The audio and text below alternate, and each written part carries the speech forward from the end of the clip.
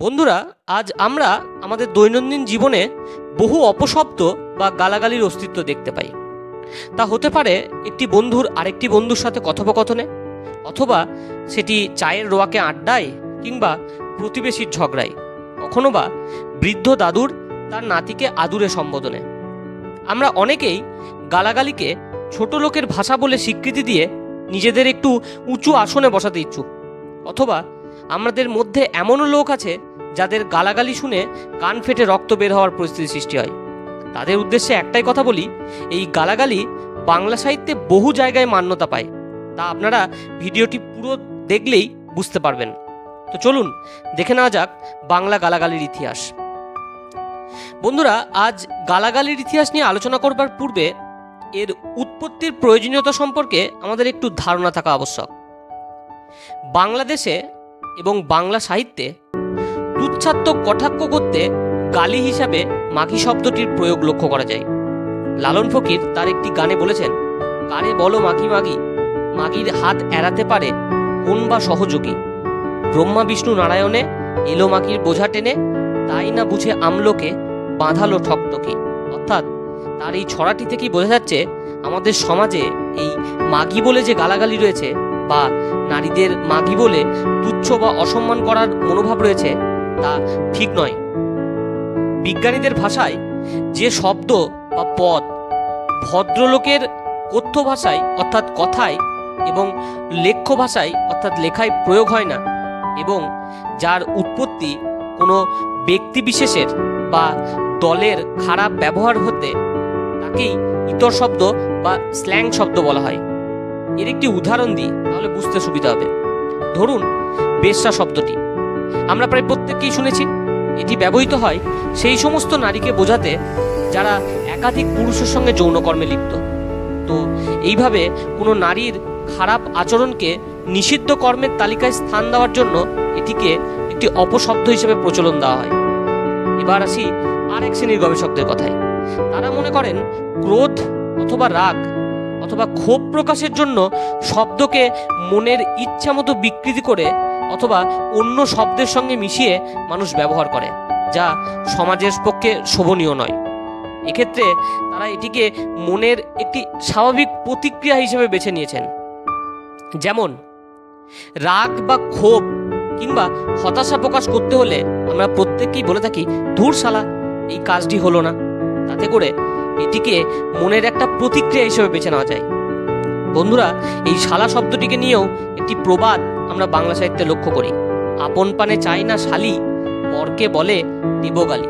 এই প্রবাদেও অন্যকে আক্রমণ করার একটি জলজ্যান্ত উদাহরণ আমাদের চোখে পড়ে। আবার অন্যদিকে ভাষাবিদরা মনে করেন স্ল্যাং বা গালাগাল জীবন্ত ভাষার অঙ্গ। তা আবার কি জিনিস? এটি ভালোভাবে ভাষার বিবর্তনের ইতিহাস লক্ষ্য করলে বোঝা যায়। ল্যাঙ্গুয়েজ অর্থাৎ ভাষা একসময় ডমিনেন্ট ল্যাঙ্গুয়েজে পরিণত হয়, অর্থাৎ ভাষা যা নির্দিষ্ট ভাব প্রকাশের মাধ্যম, তা বিবর্তনের হাত ধরে একটি পূর্ণাঙ্গ ভাষার আকার নেয় এবং সেখান থেকে পরিবেশ, পরিস্থিতি, বাসস্থান অনুসারে সামাজিক উপভাষায় পরিণত হয় এবং তা অন্যান্য ভাষাতে পরিণত হয়। যেমন মাগি শব্দটি সভ্য মহলে একটি নিন্দনীয় গালি, কিন্তু বাংলাদেশের রংপুর এবং তার আশেপাশের সন্নিহিত অঞ্চলে শিক্ষিত অশিক্ষিত সব পর্যায়ে বউকে অবলীলায় মাগি বলার প্রচলন রয়েছে। তাই বলা যায় এক দেশের বুলি আর এক দেশের গালি। রবীন্দ্রনাথ ঠাকুরও তার বউ ঠাকুরানীর হাট উপন্যাসে তুচ্ছাত্মক তাচ্ছিল্যজ্ঞাপক গালি হিসাবে চরিত্রের প্রয়োজনে মাগি শব্দটির ব্যবহার করেছেন।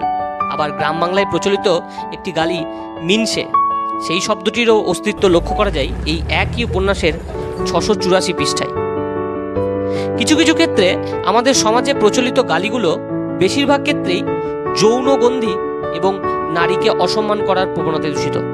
যেমন শালা শব্দটি স্ত্রীর ভাইকে বোঝাতেই ব্যবহৃত হয়, তা কখনোই স্বামীর ভাইকে বোঝাতে ব্যবহৃত হয় না। এর থেকেও পুরুষতান্ত্রিক সমাজের একটি উদাহরণ চোখে মেলে।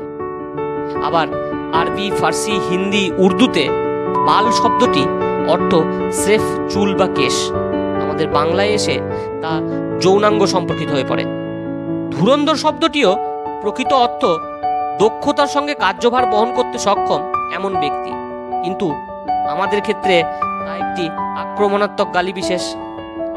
তবে আমরা মনুষ্য প্রজাতিরা এতটাই অবিচারী ও মেধানিষ্ঠুর যে কিছু নিষ্পাপ প্রাণীর নামকে মানুষের জন্য গালি হিসাবে স্থির করে ফেলেছি, যেমন কুকুর, কুত্তার বাচ্চা, শুয়োর, বলদ ইত্যাদি। কেন এই ধরনের অবিচারের শিকার হলো এই নিষ্পাপ প্রাণীরা, তা তো আর এড়িয়ে যাওয়া যায় না। যদি আমরা মেনে নিই যে কোনো প্রাণীকে ঘৃণা করি বলেই তার নামটিকে গালি হিসেবে ব্যবহার করব, তো সেক্ষেত্রে মানুষের জন্য একই নিয়ম ঘটে। তা অবশ্য অন্যান্য প্রাণীদের ক্ষেত্রে প্রকাশ করার মাধ্যম নেই বটে।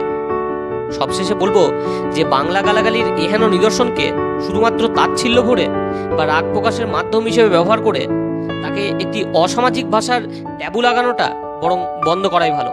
কারণ সামাজিকতার থেকে অসামাজিকতার ছোঁয়া মারাত্মক বিপজ্জনক। আমাদের বাংলা ভাষার শিকড় যে কতটা গভীরে তা তার শব্দ ভাণ্ডারের দিকে লক্ষ্য করলেই সহজেই বোঝা যায়। এই ধরুন, অশ্লীল যে শব্দগুলো সমাজে চালু গালাগাল অথবা খিস্তি খেউড়ের সঙ্গে সম্পর্কিত, একটু লক্ষ্য করলেই তার সত্যতা পাওয়া যাবে।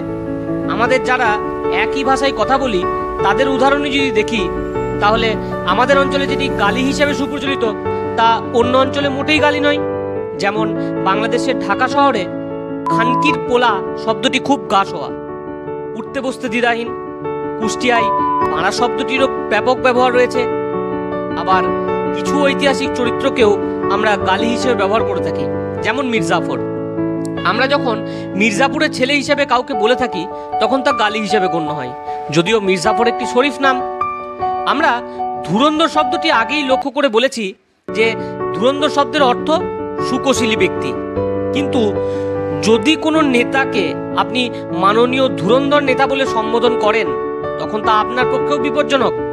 আপনার অনেক ক্ষেত্রেই ঘুষখোর, জুয়াচোর, চগলখোর ইত্যাদি শব্দ ব্যবহার করে থাকি, কিন্তু চোর শব্দটি একটি গালি হিসেবে ব্যবহার করে থাকলেও চোর হলেই যে খারাপ লোক হবে এমন তো নাও হতে পারে। সেই উদাহরণে রবিনহুডকেও চোর বলে গণ্য করতে হয়। আবার বন্ধুরা, কিছু কিছু গালি এসেছে মুসলিম শাসনের হাত ধরে, যেমন ধরুন উল্লুক্কা পাট্টে, গদ্দার কি বাচ্চে, বেঈমান ইত্যাদি শব্দ। আবার ইংরেজরাও বহুদিন শাসন ও শোষণ করেছেন আমাদের দেশকে, তাদের কাছ থেকেও অনেক আপত্তিকর গালি শিখেছি আমরা। যেমন খেলাধুলো বা অন্য কোনো বিষয়ে অপরপক্ষের সঙ্গে অন্যায় আচরণ বা খুনসুটি করলে তাকে গালি দেওয়া হয় কান্টেলি বলে, যেটি ইংরেজি শব্দ স্কাউন্ড্রেলি থেকে এসছে। এছাড়াও খিটকেল শব্দটিও এসছে ইংরেজি শব্দ ক্রিটিক্যাল থেকে। অতএব এগুলোই প্রমাণ করে যে গালাগালের বিষয়টি পৃথিবীর ঐতিহ্যবাহী সমৃদ্ধ ভাষার মতো বাংলা ভাষাতেও একটি গবেষণাযোগ্য বিষয়।